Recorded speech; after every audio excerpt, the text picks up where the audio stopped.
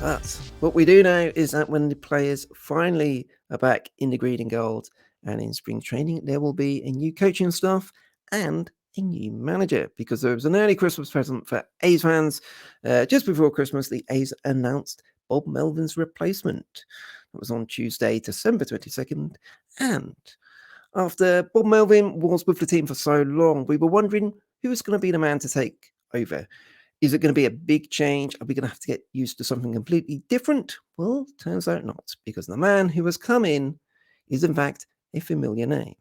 And he is deserving of a Le Monkeys theme tune inspired little song. Oh, here we go. Here he comes in the gold and green. He's taken over from Bowmel and managing the team.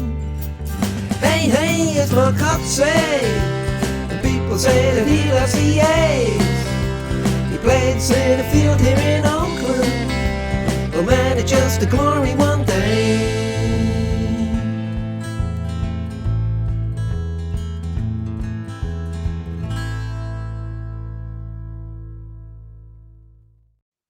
Hey, hey, it's Mark Kotsay, Tom. Absolutely brilliant.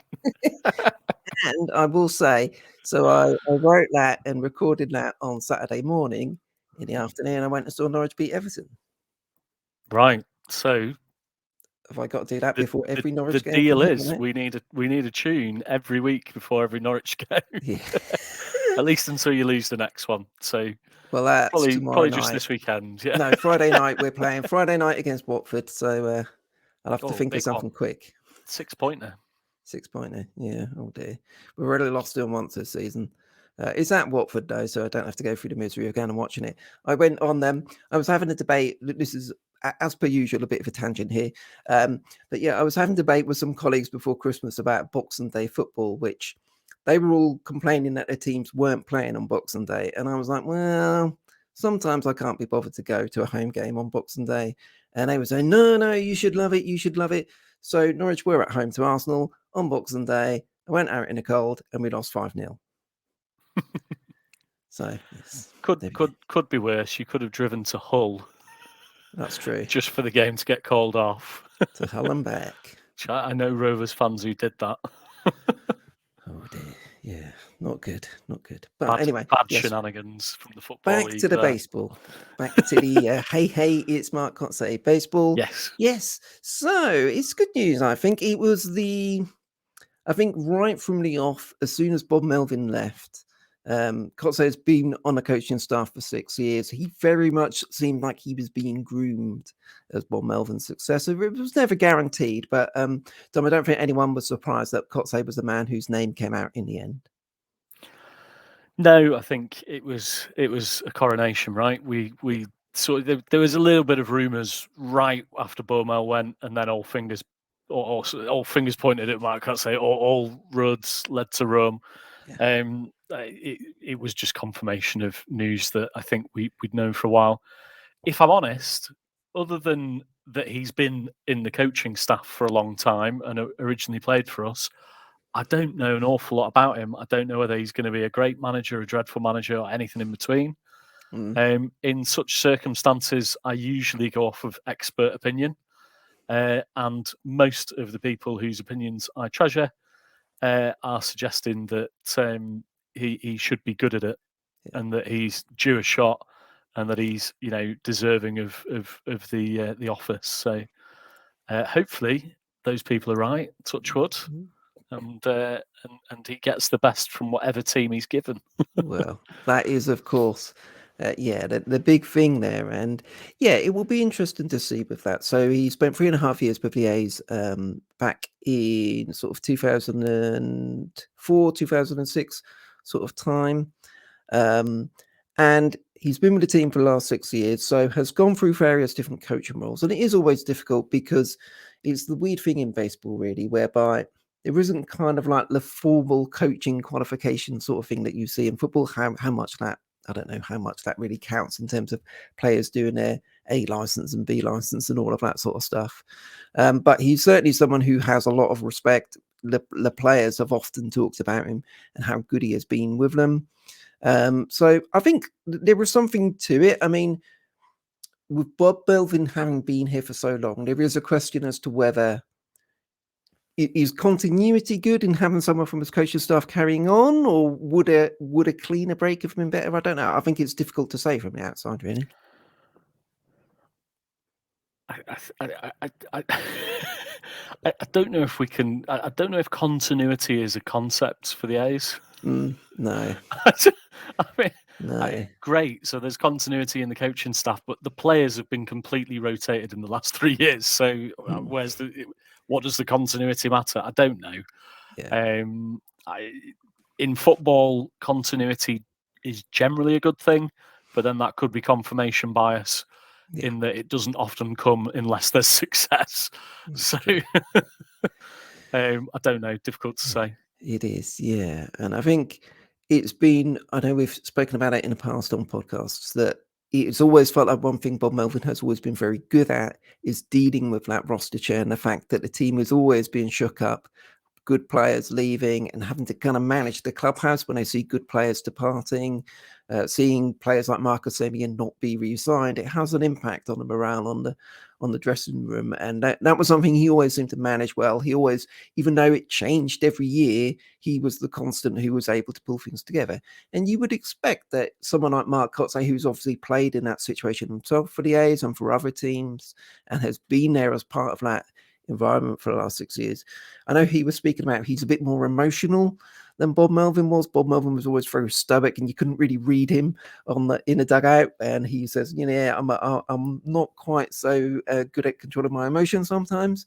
But I think he would have learned a lot from that, and it'll be interesting to see how that plays out, because I do sometimes, people. One of the things these idiots would question about Bob Melvin was, well, he doesn't fire the team up and all of that. I've never been particularly convinced that that matters for a baseball team. I think if it's football or American football or anything like that, maybe that works. And I'm not sure it does with baseball. I think it's more, if the team wins when you fire a team up like that, they think it's good. If the team loses when you do it, you're causing a distraction, and the other way around. I think it just depends. If you win, whatever you do is seen to be the good right thing, basically. Yeah, no, exactly. I was going to say I can give you examples both ways. Yeah, yeah, exactly.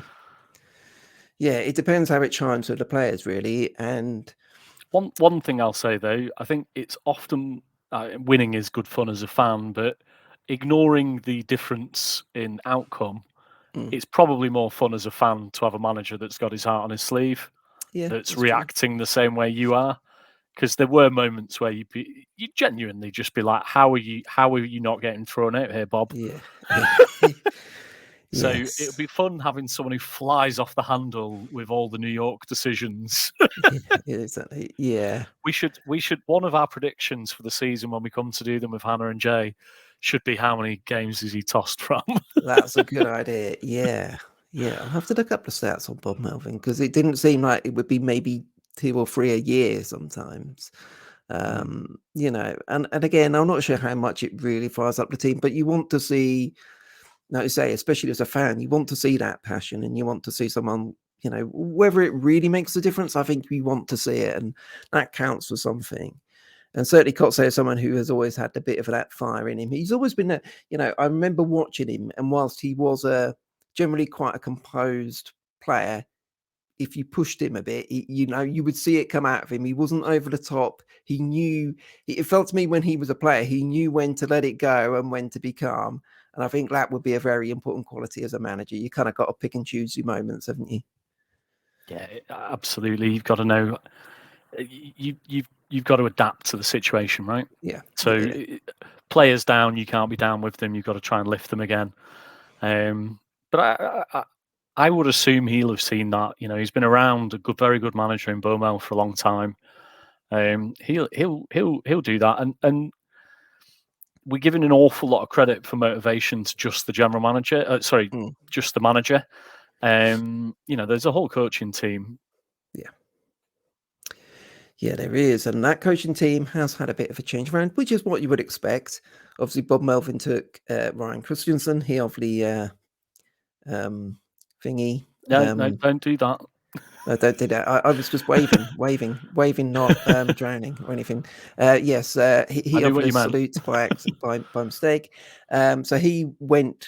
He's now the bench coach with the Padres with Bob Melvin. So we thought there'd be a bit of a change around, and that has been the case. That was announced last week, and it's quite interesting. In fact, actually, Bob. Brad Osmus has come in as a bench coach, and that's an interesting appointment because he's someone who's been a manager. He's still relatively young. He's had 5 years as a manager. Um, and it's kind of, I don't know, he's not your archetypal veteran manager like in his later years who's coming to mentor the younger guy. He's much more kind of similar age of Kotsay, but he does have that experience. And certainly his last gig when he was with the Angels for a year and got canned at the end of that. Um, I think he's someone who probably has got a bit to prove. I know being a bench coach is different to being a manager, but there's got to be only upside for him in doing a good job and being a good teammate, being a good coaching mate with Kotsay. You know, his ambition probably is to get another manager job at some point, but he needs to restore his reputation a little bit after a couple of difficult times with the Detroit Tigers and Anaheim Angels. So I guess it's the same old thing. It depends on the chemistry between the two, doesn't it? Yeah, if they get on, it's got to be good for the team. Yeah. As you say, he'll have something to prove.